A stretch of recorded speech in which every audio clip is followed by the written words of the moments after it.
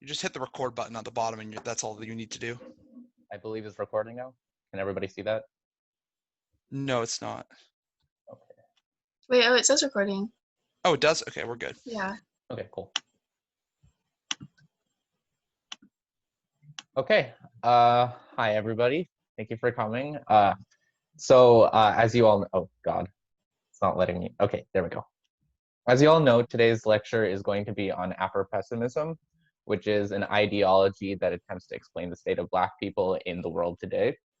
And obviously, this is a really interesting ideology, specifically now because of the political climate we're in right now. But I'd advise you to look beyond looking at this ideology as something that can be just simply employed for or applied to the state of the world today, or to activism, or to politics. It really is in and of itself an incredibly complex piece of academic literature, and in its own right, an entirely separate academic ideology. And I'd advise that you treat it as so. And just to be clear, we're going to be getting into a lot of certainly interesting, but a lot of also certainly very violent, very dark places with this literature. So I'd recommend to just keep an open mind when we discuss some of these topics. If something makes you uncomfortable, feel free to say that, and I'll make sure to continue on to the next topic. But again, when it comes to all of this stuff that we're going to be talking about today, I just recommend keep an open mind. And even if you disagree with something, that's totally fine. I disagree with a lot of those topics that we're going to be covering today. And it's important that you keep in mind that disagreeing is a good thing, especially in debate. Okay, so yeah, this is just a brief overview of what we're going to be doing today. I'm going to be going over some of the basic principles of Afro-pessimism as an ideology first. I'm going to be going over the two main authors that helped develop the Afro-pessimist literature that is used predominantly in debate. Then second, I'm going to go through how debaters apply these ideologies to debate itself, how they construct arguments from this literature. And finally, I'm going to be coming up with generic responses to Afro-pessimism as an argument. Okay, so Afro-pessimism is not the same type of ideology as anti-Blackness. Anti-Blackness is generally applied to any racist structure that exists in the world that specifically targets and oppresses Black people. And so you can think of states, you can think of culture, you can think of socioeconomic distinctions and stratifications. These are all examples of anti-Black structures in that they are designed in a specific way to push down Black people, to disadvantage Black people. Afro-pessimism is much more complex and much more specific.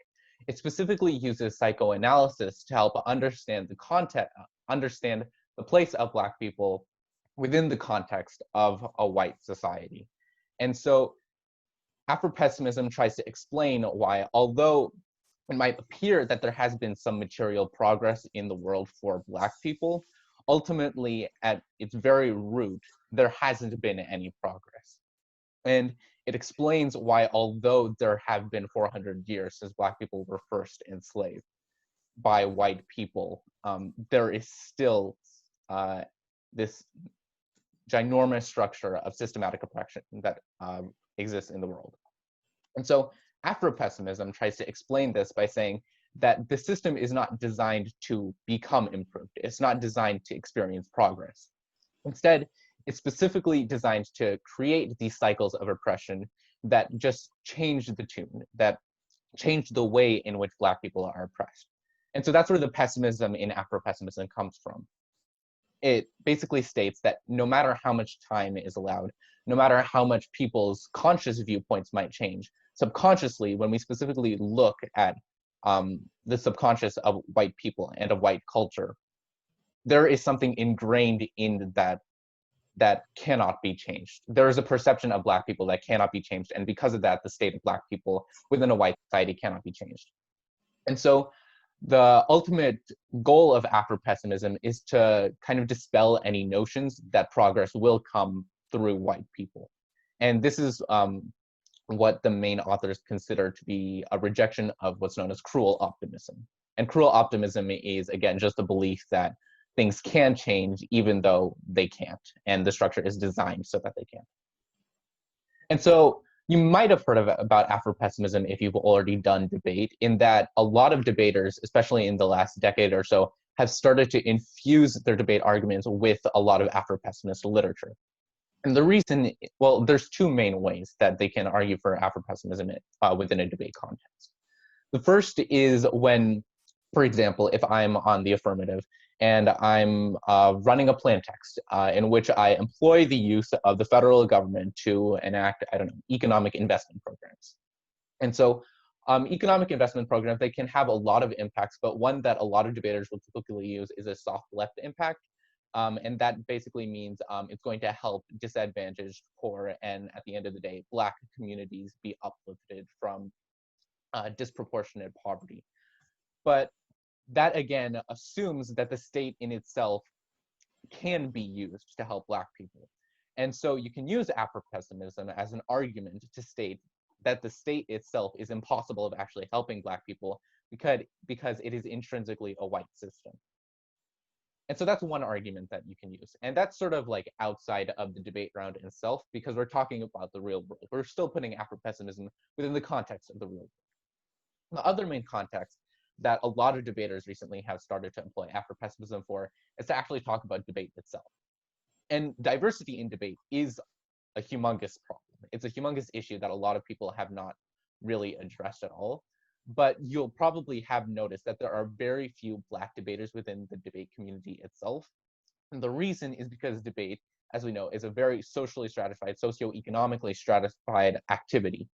And so because of that, because of this paucity, this lack of diverse voices within the debate world, the arguments that we're seeing being run in the debate world, like, you know, plan texts, like CPs, like DAs, which are typically, you know, your standard LARPing impacts, a lot of those don't take into account the beliefs, the culture, the complex social systems that consider Black people uniquely. And because of that, debate is in itself a racist activity that will not allow the progression of Black people or will not allow the inclusion of Black people, which is why a lot of Black debaters have come to start using Afro-pessimism to critique debate itself.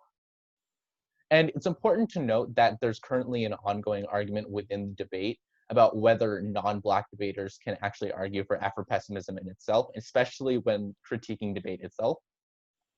And I think I've seen lately a lot of paradigms have actually a lot of judge paradigms have actually started to specifically state that they will not vote for non-Black debaters who use Afro-pessimism in their arguments.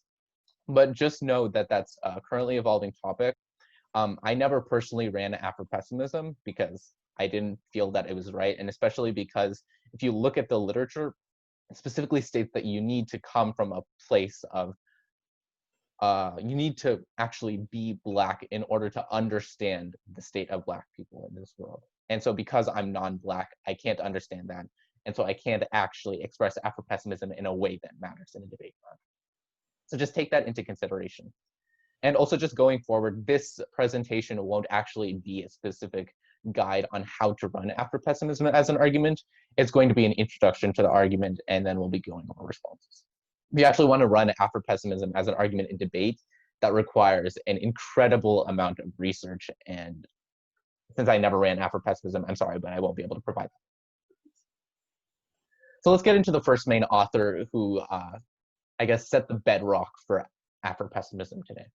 Frantz Fanon. Frantz Fanon was a psychiatrist from the French West Indies.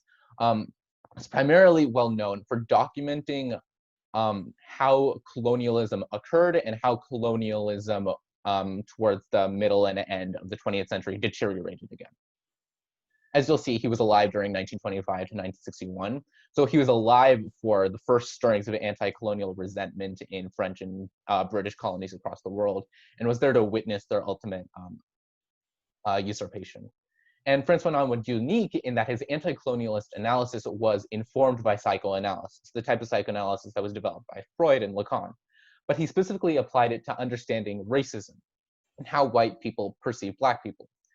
And ultimately, this literature was very influential, not only in the fact that it was influenced by anti-colonial movements, but also that it helped inform anti-colonial movements in countries like Algeria and the French West Indies. And just so you know, if you want to look further into Fanon, his two main pieces of literature, his two main books that form the basis of his academic opinion are White Skin, Black Masks, and especially The Wretched of Movements. So Fanon is primarily known for three specific tenets that help explain, I guess, Afro-pessimism's main arguments, at least from a colonial perspective. The first is this dichotomy of negrophilia and negrophobia. And this is how white people view Black people. It's a simultaneous, almost contradictory sexualization of and a fear of Black people. You can especially see this in a colonial context in that Black people were both used as labor and Black people were also used as sexual objects by white people. And the reason why Fanon believes that this phenomenon occurs is because of the second tenet, which is white culture. Fanon believed that, oh my God, I just realized, sorry, I have lecture notes that I already created for you to follow through. I know that the slides are pretty sparse, but I created like a Word document here. Just give me a second. I'm gonna send it into the chat. I'm so sorry. Just a second.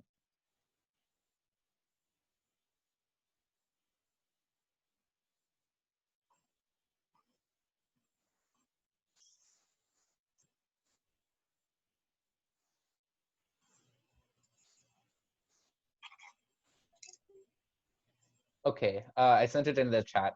Oh.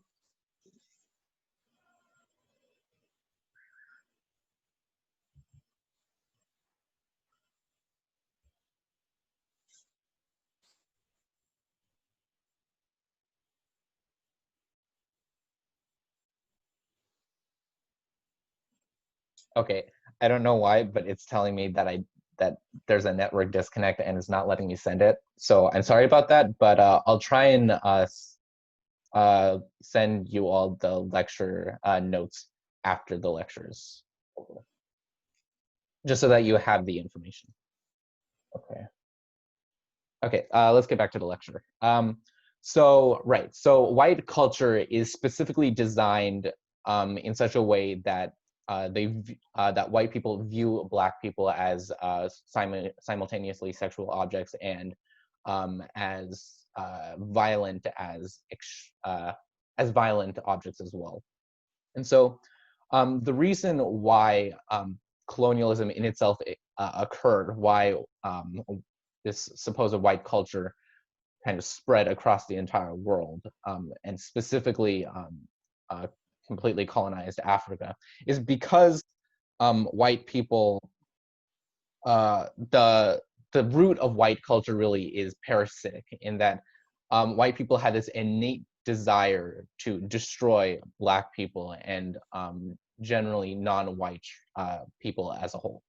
And that's ultimately the culture that motivated colonialism. It's this culture of the idea that everybody, regardless of individual cultures, of individual societies or states, that every single state, every single person has to be subjected to white culture, has to be subjected to things like Christianity and democracy and Judeo-Christian values, all of that stuff that white people consider to be their own making.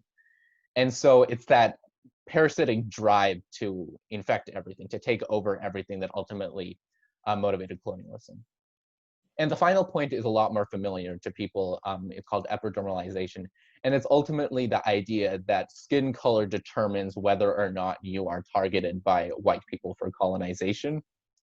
You'll see this in that white imperialism was particularly brutal, not within Europe in itself, but across the world, specifically targeted towards non-white societies in the Americas and Africa and Asia. And so it's important to note that although Frantz Fanon applied Afro-pessimism within a colonialist context, today colonialism has mostly disintegrated, and so academia needed a new framework in which to understand how Afro-pessimism operated in the post-colonial world, beyond Frantz Fanon's analysis. And so that's where Frank B. Wilderson III comes in. And Wilderson is probably the most prolific author on Afro-pessimism. He's probably the author that you're going to be hearing the most if you do come across a debater who uses Afro-pessimism in a debate round. And he's still alive today. So he's still producing a lot of material and commentary on Afro-pessimism. He's currently a professor at UC Irvine, actually. And what's interesting is that Wilderson he didn't actually start out as an academic who kind of painted this broad brush across every single aspect of society or every single aspect of how Black people exist in relation to white people. He specifically started out within film and media. And his main book, his main piece of literature that a lot of people consider to be the bedrock of modern Afro-pessimism, Red, White, and Black, is actually not just, about every single example of Afro-pessimism in the world. It's specifically a film book in that Wilderson analyzes things like lighting, things like camera work, in attempting to understand how white people perceive Black people and how white people specifically have used film to dehumanize and to degrade Black people throughout history. And so before we can get into the complexities of Wilderson's analysis, we really need to understand this idea of ontology. Again, this is a pretty common concept that occurs throughout debate. Ontology in and of itself is just the study of being or existence. And that's really vague, and it's intended to be vague, but in general, I found that an example that really helps illuminate what it means to be ontological, or what ontology is to say that a ball is ontologically round, in that a ball gets its purpose within the context of human society. It exists within the context of human society insofar as it is round, because being round is what gives purpose to human society. And that isn't to say that a ball that has been deflated, that has been punctured, is no longer a ball. It's just saying that a ball that has been deflated no longer offers the same utility in the same context of a human society. We can't, derive pleasure from a ball that has been deflated. We can't gain utility from a knife that is dull, right? A knife that doesn't cut. And so in the same way, Wilderson applies this idea of ontology to Black people within the specific context of a white society. And he says that the ontology of Blackness is death. In that within white society, Black people fulfill the role when they don't have any individual social or political life outside of whiteness. And so the root of Wilderson's argument really is that Black people can't exist on their own. They can't develop their own culture. They can't develop their own ontology within a white context. They can't exist as their own people within a white society. And so you'll see this within Wilderson's applications towards states, in that Black people cannot use the state as a method by which to improve Black communities, to provide more funding, or to provide more resources to Black communities, because the state is white society.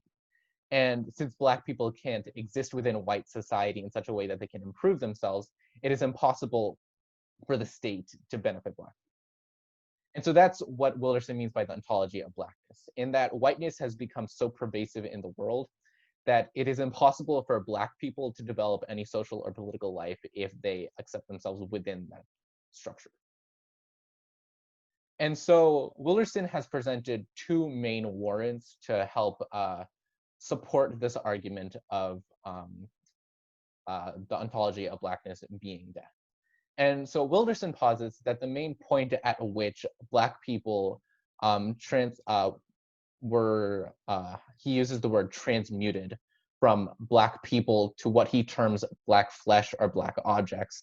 They're horrible terms, but he uses them to specifically to exemplify his idea that Black people are ontologically dead. He says that the middle passage was the point at which Black people were transmuted from Black people to Black flesh. He says that the middle passage is the point at which Black people were stripped of their ontology. He mentions not only the barracoons off of the coast of Africa, but also the slave ships themselves as points of transition, as points in which individual, unique, complex African culture, language, society, social stratification, all of that was completely erased and eliminated within the African diaspora. And Black people lost all of that identity that they tied to Africa in itself, and instead just became Black flesh.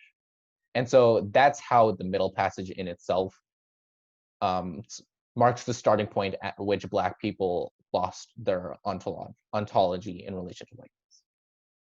And Wilderson also states that this time period, the beginning of the modern era, marks this somewhat twin dichotomy of ideologies to emerge in the world: humanism and anti-humanism. And we've probably all heard of humanism, right? When we were talking in world civilization, right? We were talking about how at the advent of the modern era, there was this idea that all men, regardless of class or wealth or religion, were made equal, at least within the context of whiteness. And so that's where Wilderson gets this idea of anti-humanism, and that although the beginning of the modern era marked a time at which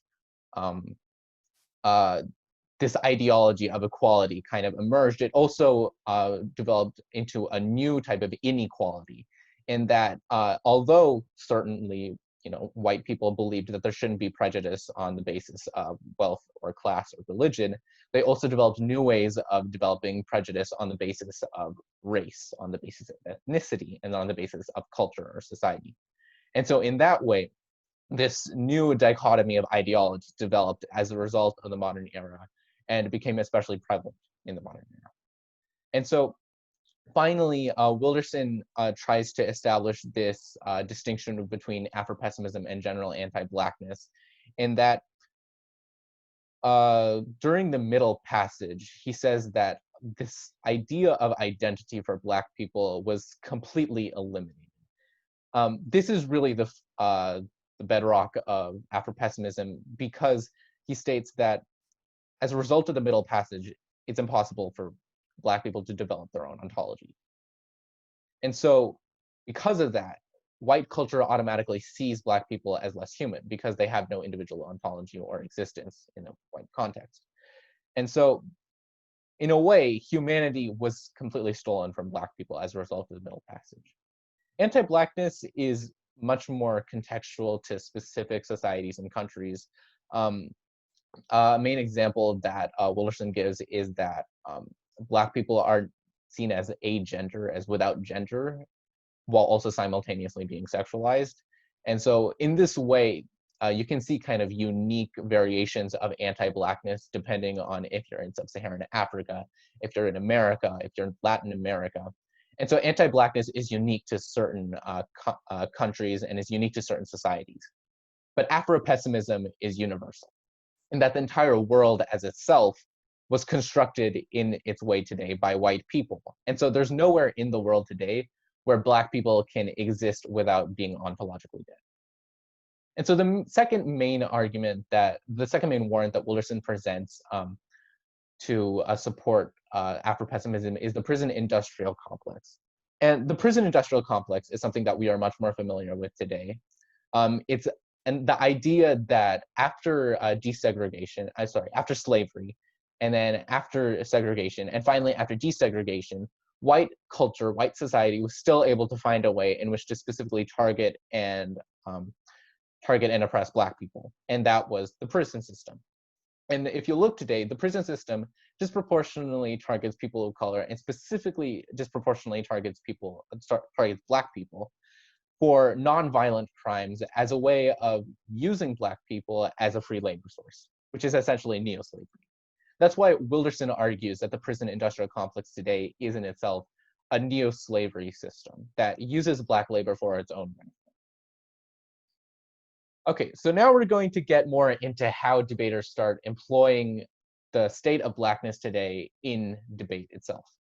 And I'm sure you've all heard of what uniqueness is. And so uniqueness is this argument that debaters are going to try to use to explain how Blackness or Afro-pessimism specifically applies to the world today. And Wilderson develops these 4 primary tenets or primary arguments that help to corroborate his argument for Afro-pessimism. They are the libidinal economy, natal alienation, structural antagonism, and gratuitous violence. Okay, I don't know why that's there. Okay, there we go. Okay, so the first argument is libidinal economy. And if you'll analyze it, you'll see that it's virtually identical to Franz Fanon's negrophilia and negrophobia argument, but in a post-colonial context. And it's this psychoanalytical framework for white people. It states that within the white subconscious, there is an innate way to observe Black people, to see Black people, that is simultaneously sexualizing and that is simultaneously fearful. You'll see this in that, in this idea of the white gaze, in how white people see Black people, in that they see Black people as both sexual objects and as economic objects that can be used for their own benefit. This was really the basis of slavery as an institution in itself. There's a specific reason as to why white people enslaved Black people by the millions. And the reason is because they saw Black people as sexual and economic objects that could be used for their own purposes. And you can extend this to today through the prison industrial complex and the appropriation of Black culture as well. Both of these are instances in which white people have used Black society, have used Black people to benefit themselves in both sexual and economic contexts. And so I don't know the specific warrants or the specific, all of the specific examples of this occurring in the world today. There are numerous that exist beyond just the United States as examples. But all you have to know about the libidinal economy is the debaters will try and use it in whatever context that, I guess, in any exam, or they'll try to go for impacts, or sorry, they're going to use the libidinal economy to try to respond to economic impacts. And so, you know, you'll hear debaters talk about how their specific policy will maybe decrease unemployment, maybe their policy will help uplift Black communities from poverty, but ultimately, Wilderson posits that the root of our economy is Black people in itself, so, or the exploitation of Black people in itself. So if you argue that your plan is going to benefit the economy or even benefit specifically Black people through the economy, that isn't the way the world works. By benefiting the economy, you're ultimately contributing to the detriment of Black people. And so you'll see the libidinal economy used as a counter to any economic policy arguments. The second main tenet is natal alienation. And so we went over this when we were talking about the middle passage, and how that was the specific point at which Black people lost their ontology. But natal alienation is the specific stripping of cultural identity. It's the specific process of taking away Black people's unique, complex societal identity and transmuting them again to Black flesh or Black bodies. And so Wilderson posits that land is the ultimate basis for this cultural identity. He states that Black people originally had a very specific identity that was tied to land. And he also compares this to the same way that Indigenous Americans also had an identity that was tied to the specific land that they possessed. And so Wilderson tries to also, if you remember a while back, I said that the main book that Wilderson wrote was Red, White, and Black. It works in two ways, and that obviously it's a turn on red, white, and blue. But he also uses the book to analyze the state of Native American people in the United States today and how their situation has been comparable to Black people in that their identity was stolen by having their land stolen by white people. Because their land was stolen, all of those unique identifiers that Black people used, Black and Native American people used to identify their specific culture, to identify their specific language, or their specific society, all of that was eliminated as soon as white people were able to take over Black and Native American people's land. And so land, and specifically if you look at in a post-colonial context, states are at the root of Afro-pessimism, in that states in and of themselves are dispossessed, seized land. And so it's impossible for states to operate in such a way that can benefit Black people because the state in and of itself is a product of white colonialism. It's a product of the white seizure of land. And so this is how debaters will try and employ natal alienation, in that any attempt to boost states, or I know a while back, actually, there was a topic in LD that was on charitable giving by rich countries to poor countries. And so elite debaters might argue that rich countries like the United States or the UK, past colonial countries, should provide funds, should provide foreign aid to struggling countries in sub-Saharan Africa or in Asia. And so at the end of the day, you might think that this is a good thing. But even those states that exist in sub-Saharan Africa and that exist in Asia today are not Black states. They're states that are modeled off of democratic systems that were constructed mainly in Western Europe. And so even if you provide foreign aid to those states, and even if the leaders of those states are Black people, the states themselves are not Black. And that's Wilderson's key argument, that states as they exist today cannot be Black. And so that's why Afro-Pess in debate will argue that no level of funding that is offered to Black states can actually help uplift Black people. And again, this natal alienation process, this construction of states from Black or Native American land, is what led to ontological death in the first place. And so it's impossible to use the state or use dispossessed land without re-entrenching ontological death. The third main tenet is structural antagonism. And this is, I guess, it's the less material aspects of the state. So when we talk about civil society as in itself, we're not talking about things like bridges and roads. We're not talking about, government buildings and, utilities. We're talking about the civil infrastructures, the immaterial infrastructures that underlie states.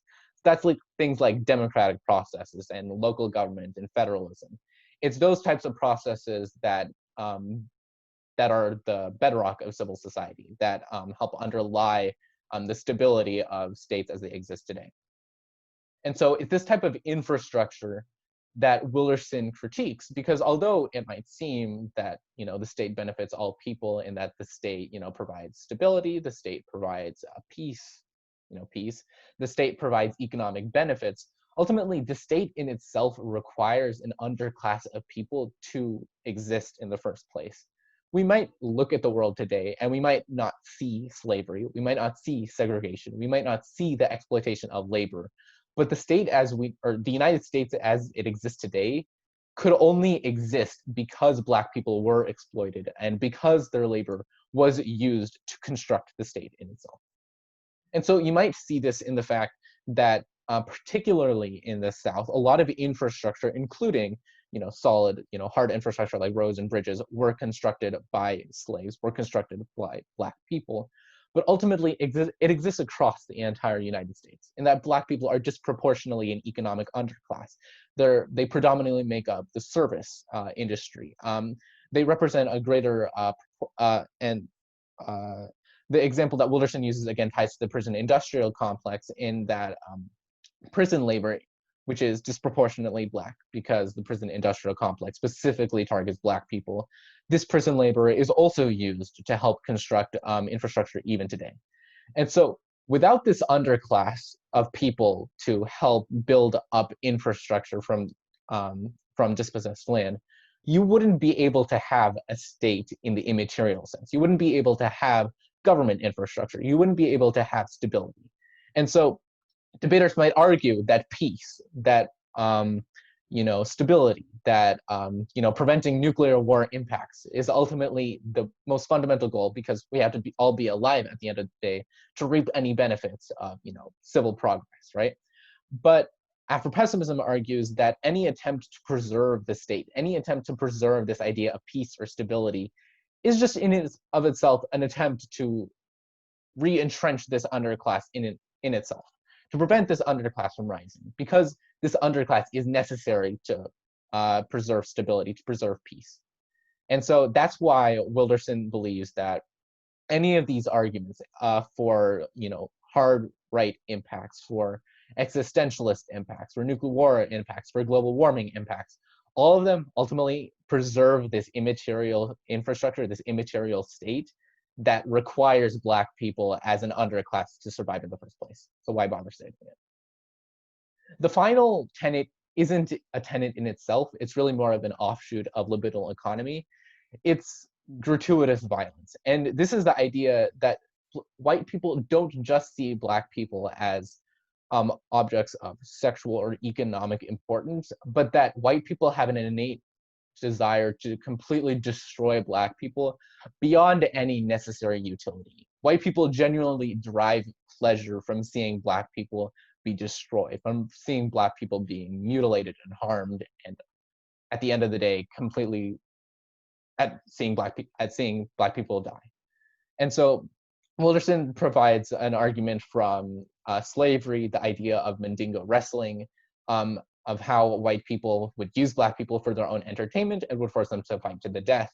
And Wilderson tries to cross-apply this idea of Mandingo wrestling to the modern day of American football, modern day example of American football, and how it's not as clear that black people are killing themselves per se within American football, but the violence is a lot more slow. The violence is a lot more sinister in that football leads to a lot more, a lot less apparent, physical or mental injuries that ultimately end up killing black people in the long run, but maybe not on screen. But the point is that at the end of the day, it's still the same structure. White people are still using black people for their own entertainment, and not necessarily, seeing them as equals. They're seeing them as entertainment. And this is that idea of fungibility, in that black people can simultaneously be converted between purposes for entertainment, between purposes for the economy, between purposes for sexualization. Ultimately, it doesn't matter what state it is. The point is that it's white people who get to decide whether or not and in what context black people are used for their own benefit. It doesn't matter how. At the end of the day, they're still going to be used by white people. And so those are the four main tenets that try to explain the state of black people in the world with relative to whiteness. At the end of the day, it says that the entire world, that states, that civil societies, that entertainment, that something as maybe as perceptibly non-racial as economic policies, as global warming, as nuclear war, ultimately all of these derive from some oppression of blackness in some way. They come from states that are built upon this oppression, suffering, and exploitation of black people. And so nothing that exists in the world today, no structure, no society, no culture, can exist without existing relative to whiteness. And so the alternative that debaters will present in a round is simply to reject whiteness. Now, reject whiteness isn't meant to produce some sort of specific policy. It's not meant to direct black people to take some sort of specific action within the world. All it is meant to do is this idea of a try or die approach. In that both Fanon and Wilderson agree that whiteness can't be eliminated from this world. White structures will always exist no matter how imperceptible they are. And so they posit that at the end of the day, the best, most ethical option you have is to just reject all of those structures completely. You won't succeed. They specifically state that you won't succeed, and there isn't any way to succeed. But the only ethical option that black people can take, the only ethical option that black people can use to even exist in the world, is to reject that existence in a white context. And Wilderson doesn't expect that to be specific. He doesn't expect black people to take any specific path. He just wants black people to escape white structures in and of themselves, even though it's impossible. He wants them to try. And so there are many ways in which people have interpreted this kind of vague alternative. One of them is this mantra, be black. It's this idea that black people should still try to embrace culture that they believe to be black in and of itself, and not necessarily created by white people. Again, that is kind of vague, but there are many specific examples in which this idea to be black can possibly escape whiteness. And one of the benefits of this is that although black people might not necessarily escape from white culture, they might not necessarily escape from white structures, at the end of the day, you accept that you're never going to get, social equality. You're never going to get structures that are built off of, Black people's welfare. And you avoid this idea of cruel optimism. You stop hoping that that white people are going to end up providing, social equality. And so that offers some measure of peace. It offers some measure of psychic health, to kind of alleviate the burden of being an underclass in society. And the second main interpretation of rejecting whiteness is this idea of social life in social death or ontological death. And so Wilderson does believe that you can't escape ontological death if you're Black. If you're Black, you're going to be ontologically dead, regardless of whether or not you try to reject whiteness, because like Wilderson said, the white culture, white structures can't be dismantled. So they're going to keep existing regardless. But ultimately, Black people should try to find a niche within that structure, within that universal structure, that helps provide, again, some measure of psychic health or peace by exemplifying Black culture, by trying to find some social life through Black communities without necessarily, trying to overthrow the state. You should still reject whiteness, and you should still reject white cultures. But in order to preserve psychic health, you should still try to find some measure of solace, some measure of peace within the system. And so those are some of the alternatives the debaters will try and use to interpret Wilderson, to try and present as a better alternative to, state action or whatever other impact that their opponent might be running. But you're going to see a lot more authors. You're going to see a lot more alternatives out there now, because Afro-pessimism is alive, it's breathing, it's continuously changing. I believe there was one other author, I think his name was Warren, that is becoming more common. I think, his argument was, his alternative was a Black spiritual hope, which is similar to social life and social death and Be Black, and it's similar in that it's specifically a rejection of cruel optimism. But again, it's its own nuanced take. And so if you really want to be thorough and to, scope out all of the possible alternatives that Afro-pessimist authors try to present as alternatives to whiteness, I'd recommend, go through the literature, look for yourself. There's a lot of information out there that debaters are continuously changing, or that debaters are continuously employing in the world. And of course, it's been a while since I've actually debated, so I don't have, personally a good update on what alternatives Afro-pessimist debaters are using.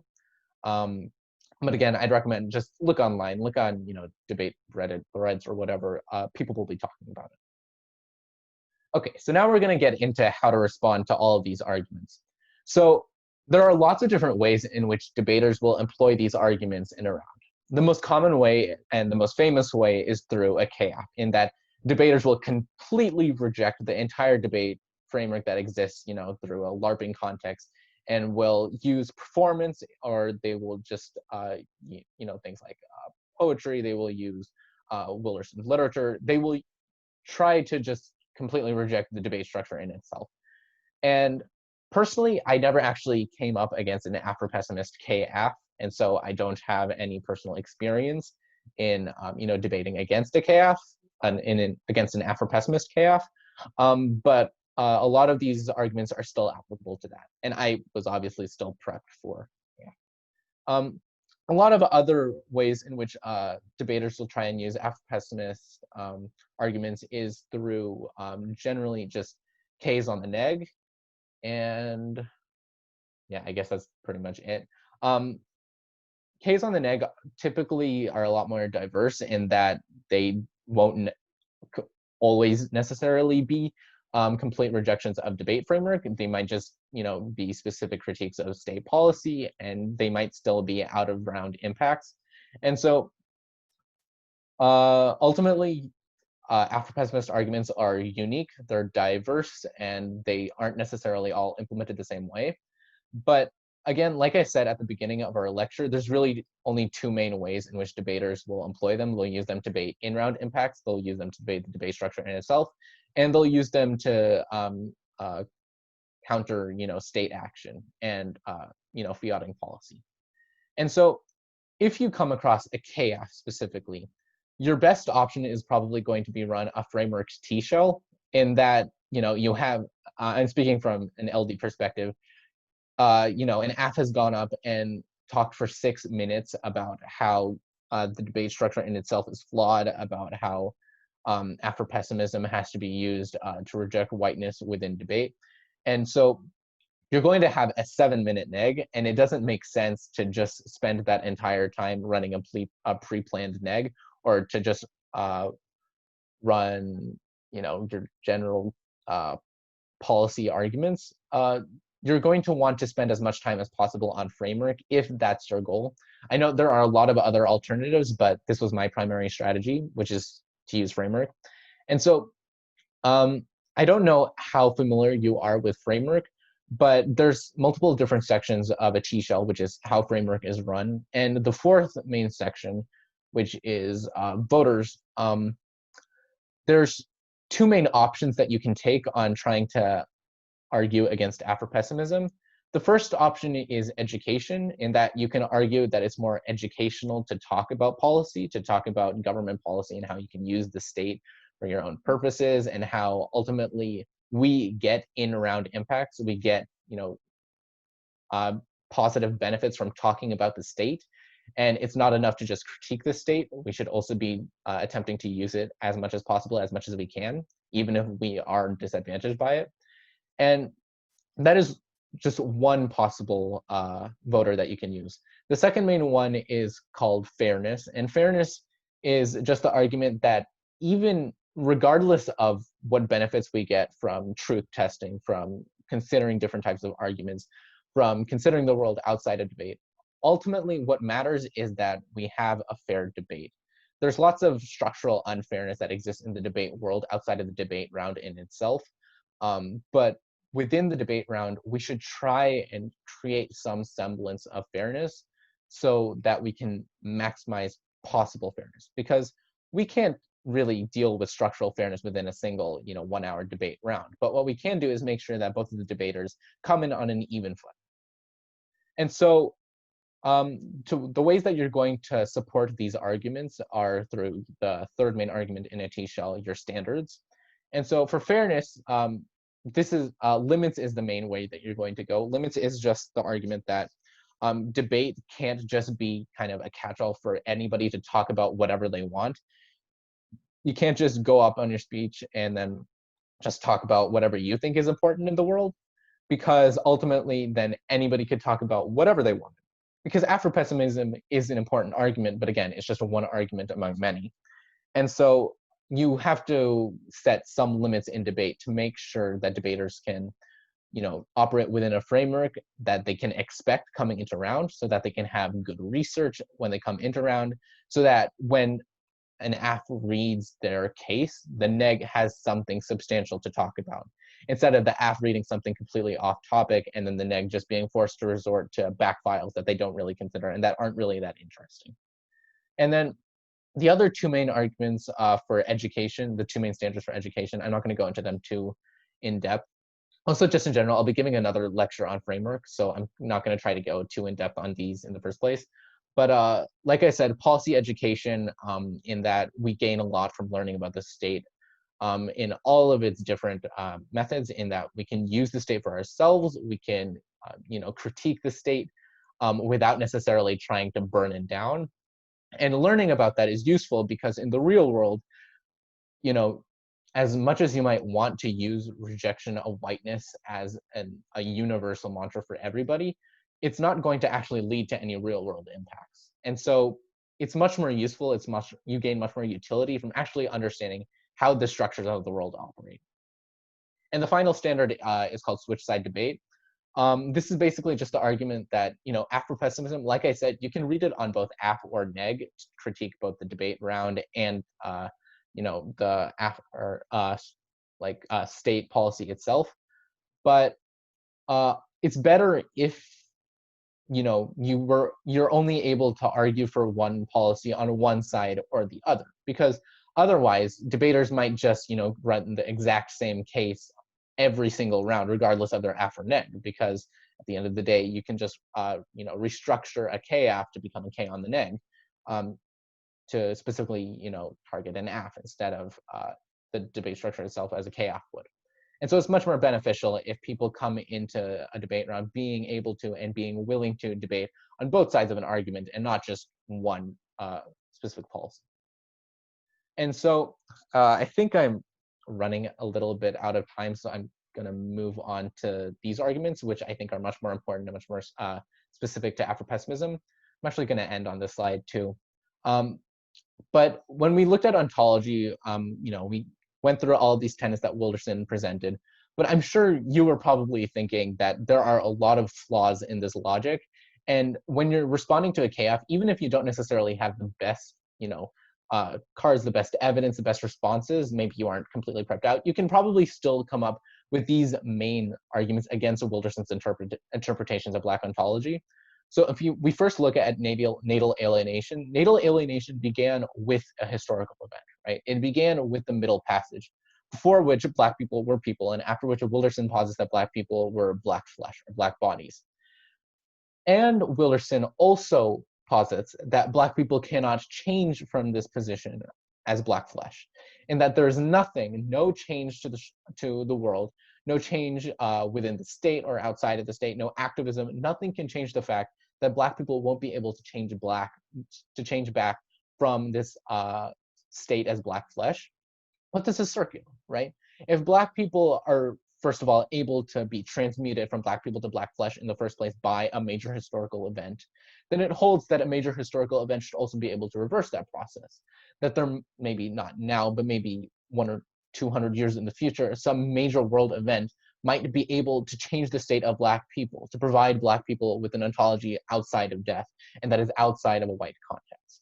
And so Wilderson universalizes Afro-pessimism, and that he states that nothing that happened before right now can happen after right now.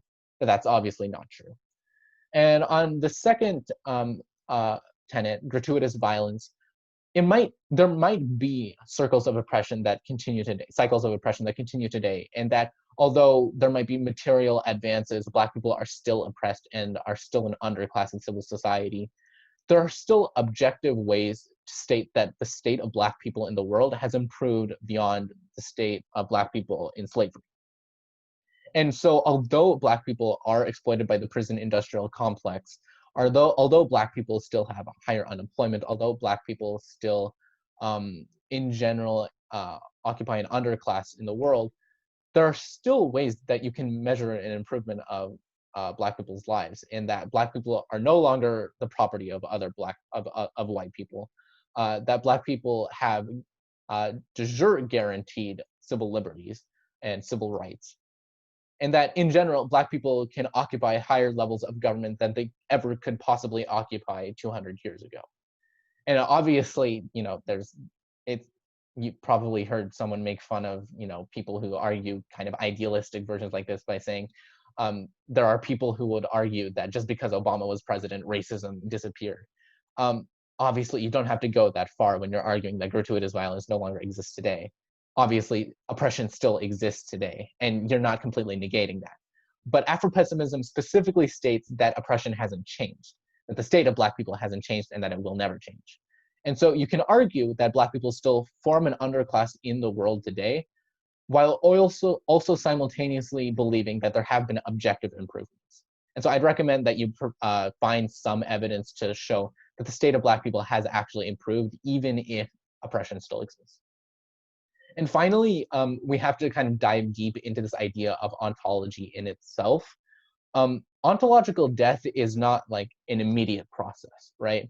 It's continuous. It happens over time, and it's constantly changing, and it's subjective to the state of the world as it exists. The Middle Passage was drastic. It was quick and rapid, but it wasn't immediate. Black culture and Black identity didn't immediately dissipate as soon as Black people were forced across the Atlantic. Black people still spoke indigenous languages when they were slaves in America.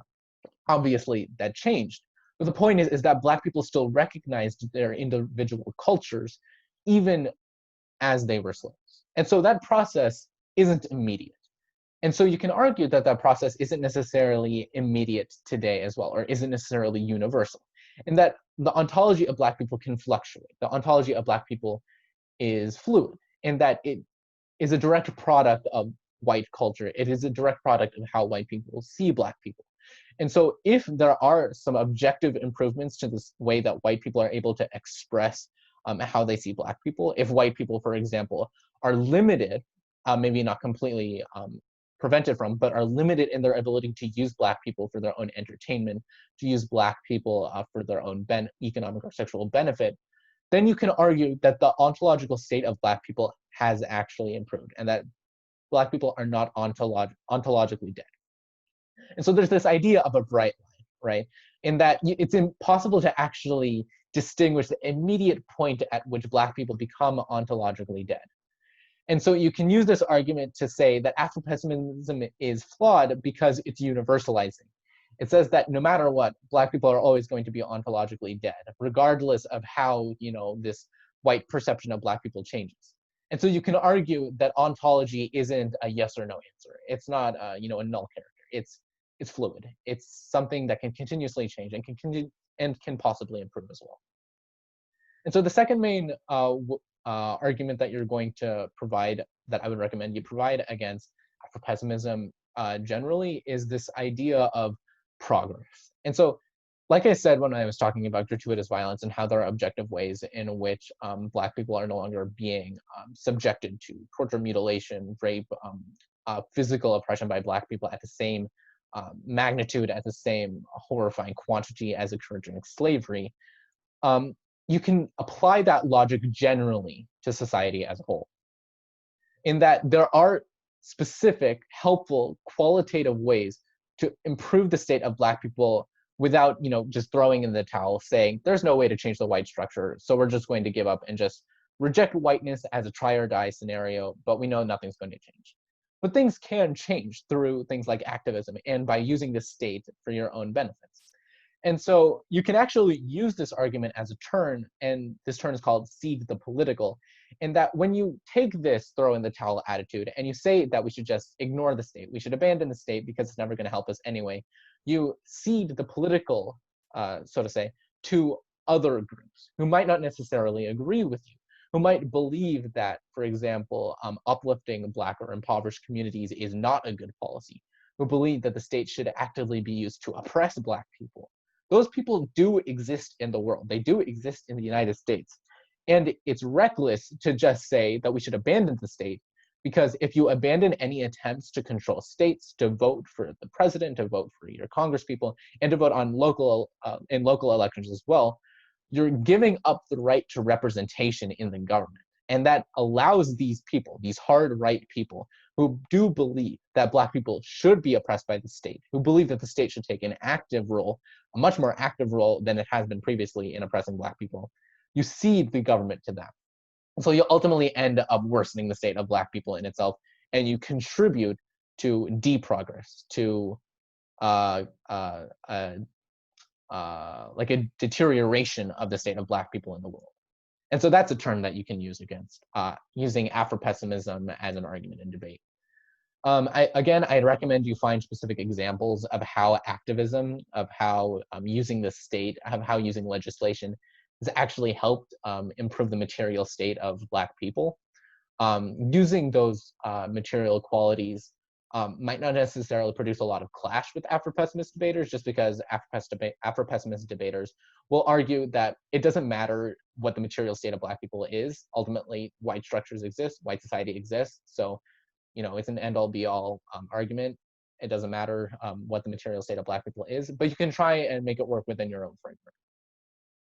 And finally, a lot of debaters will try and present this alternative again, not necessarily as vague as reject whiteness. They'll specifically say that we have to burn the system down. And so there's a lot of historical warrants for why this doesn't necessarily even end up working for Black people and end up just creating the same structures that Black people tried to destroy in the first place. Just as an example, as probably a more recent example has shown, co-option is always waiting in the shadows, waiting to overtake movements that are specifically designed to burn the white structure down, to burn down white governments, white states. And so it's very easy for Black movements to become co-opted by other interests. Just as an example, by Marxist interests, and to allow the primary purpose of these burn the system down movements to become less important in the movement itself. And so it might seem logical to kind of just let to kind of dispel any idea that having good leadership in movements is good, to having structured organizations, to having grassroots movements that are planned, that are organized. You might believe that dispelling that is good, but at the end of the day, once the movement has started, if you don't have leadership or organization or structure, then those movements become co-opted. Those movements are fluid and they move to wherever they end up going, as is dictated by society itself. And so having these loose, having these, I guess, unstructured movements can end up being detrimental to Black people anyway. And oh my God, I'm so sorry. I did not see the chat. Valdi, I just finished, so yeah, you can say something right now if you want.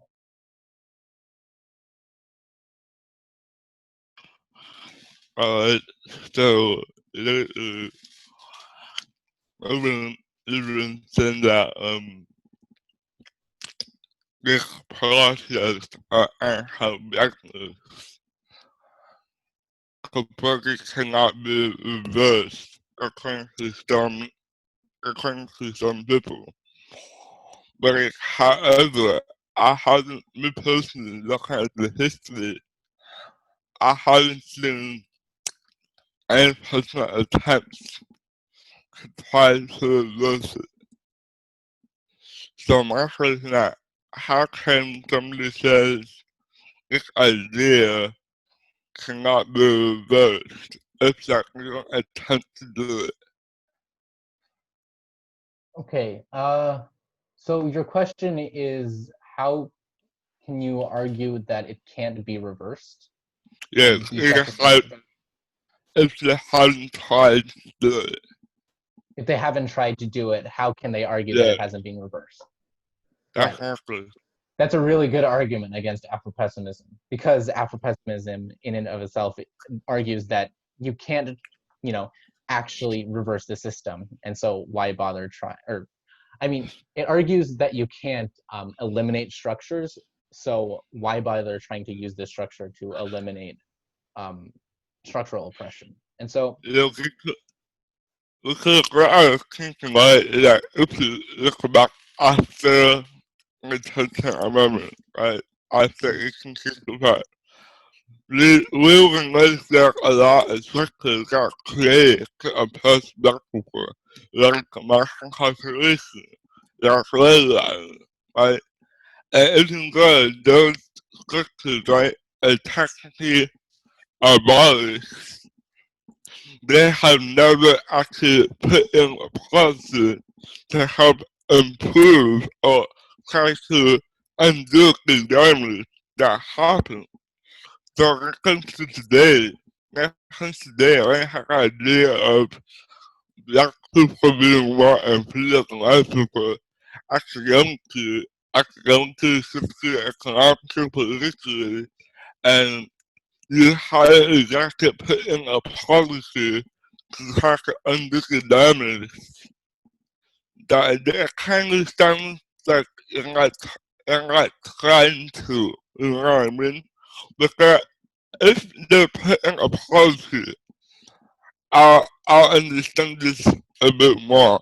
Idea I can't move, but the fact that people haven't put policies to improve race incarceration, to improve homeless housing for Black community, to improve economic Black community. That isn't like how we are living. We are still living the same ideas that have oppressed Black people instead of putting in ideas that say a lot of this is untrue and this is actual history. So my point is that a lot of this oppression is indoctrinated in the school system, in the political system, and the economic system. And that until we don't abolish the indoctrination, the idea that black people are oppressed and white people are the only people who can prosper, we can never take a step forward. I absolutely agree with that personally too. I think ultimately that's the flaw with Woolerson's logic, because he argues that, right, that black people will never kind of progress beyond this idea of black flesh, right? That black people won't be able to, you know, stop being an oppressed class. And so because of that, Afro-pessimists aren't willing to propose policies, like you said, that are able to actually, you know, improve the state of black people, right? To reduce homelessness among black people, to improve economic conditions for black people, to increase black participation in government, right? These Afro-pessimism isn't willing to provide any solutions through the state or otherwise that are actually willing to deal with specific issues. So are you asking for like specific examples of how you can argue for this, like within a debate context, or No, deeper I'm just saying like me personally, right? Me personally, I understand like the idea of anti-person is kind of like an idea that I learned like in school. In school. That idea in our school system in history, Cookie said that black people are oppressed people and white people are the prosperous people in the United States without exactly looking at how a person started, how it turned out to be the way it is now. And like there's no effort.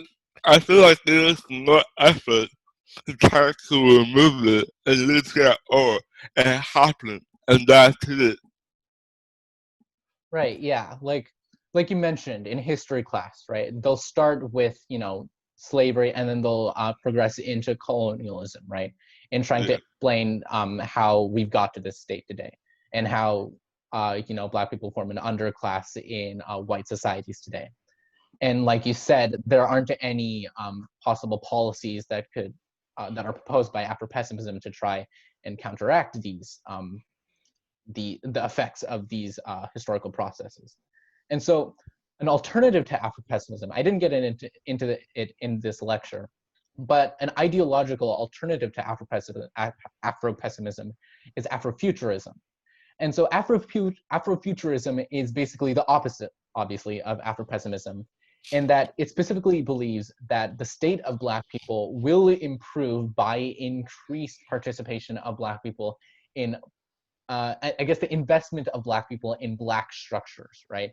In trying to create structures of government, of society, of culture that are designed to benefit black people.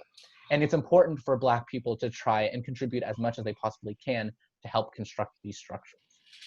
And so Afrofuturism does provide some policies to try and change the, I guess, change the course of history, so to say. I don't know personally. I never came up across a debater who used Afrofuturism in debate itself, but it'd be a really good argument. It's a really good argument against Afro-pessimism and this idea that the processes of history of the past 500 years are going to continue into the future as well. So can you use Afrofuturism to kind of argue against Afrofuturism? Absolutely, absolutely. Yeah, Alright, thank you. I'd absolutely recommend you do too. Okay, does anybody else have any questions or comments? Anything they'd like to share? I think like building on like what Baldy said too about like class, like I think another point was like that like it's not just race but also like class system. So Oh, like yeah. would that be like the intersectionality like fails argument? I feel like yeah. Oh, that it fails? Or like wait, because like isn't the argument like intersectionality fails and then like the most like significant thing is like class and not like race.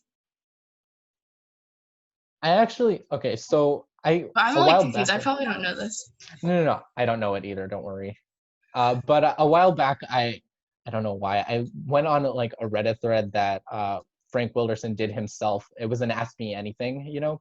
And so I read through some of the responses, and someone specifically talked about how Afro-pessimism doesn't consider the specific oppression that Black women feel, and how Black women not only experience oppression as a result of the state, as a result of white society, but also at the hands of men as well, and how that's specifically experienced by Black women, and how Afro-pessimism doesn't consider it. And I can't remember the exact response that Wilderson presented, but it was some variation of, it's not the job of Afro-pessimism to specifically consider how Black women exist in the world. It's the job of Afro-pessimism to consider how all Black people exist in the world.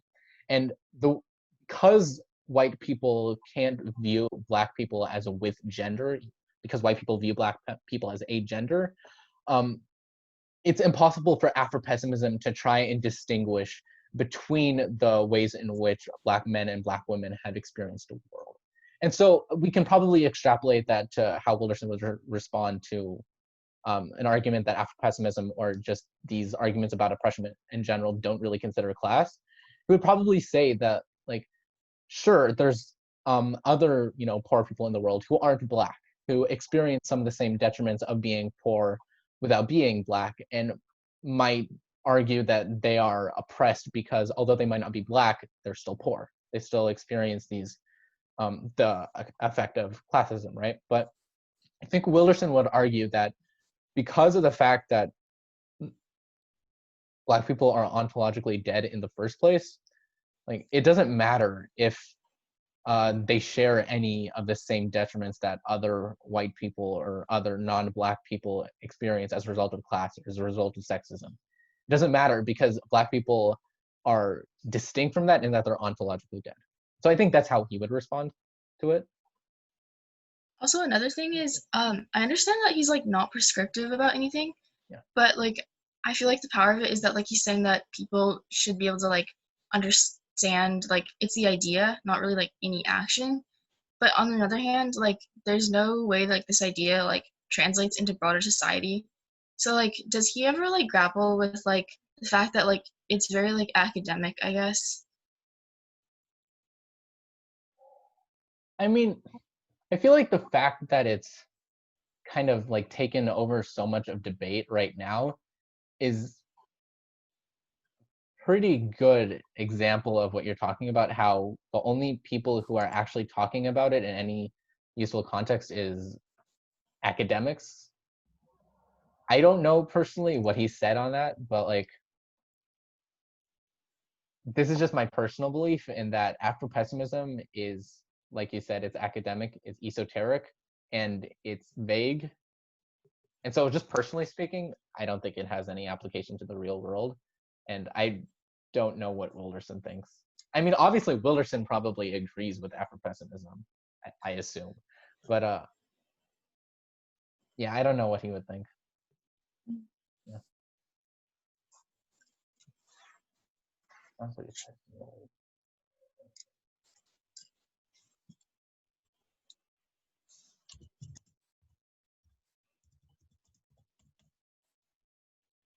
Any other comments, questions, ideas, arguments? Oh.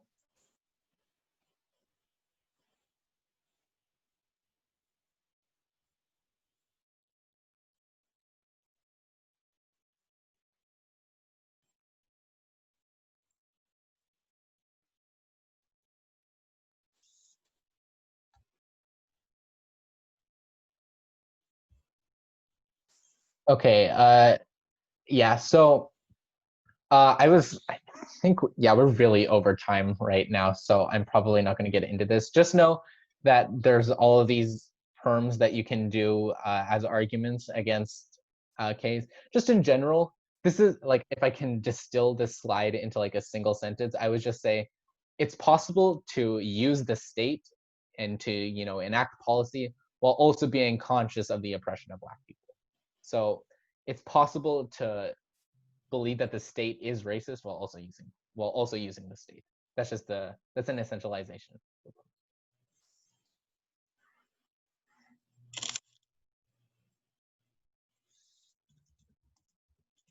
Okay, I think I'm gonna end the recording now.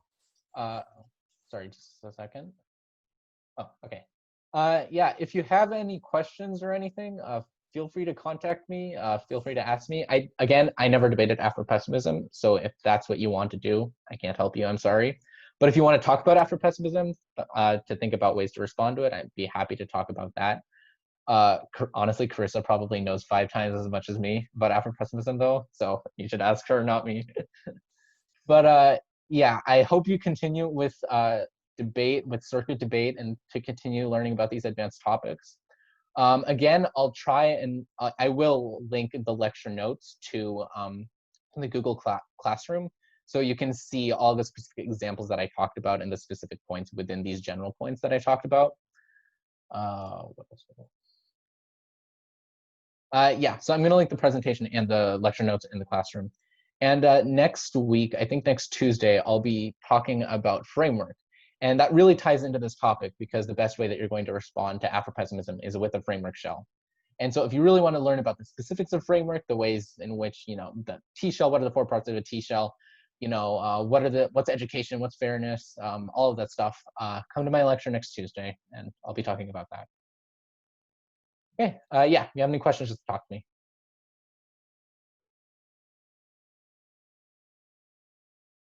Okay.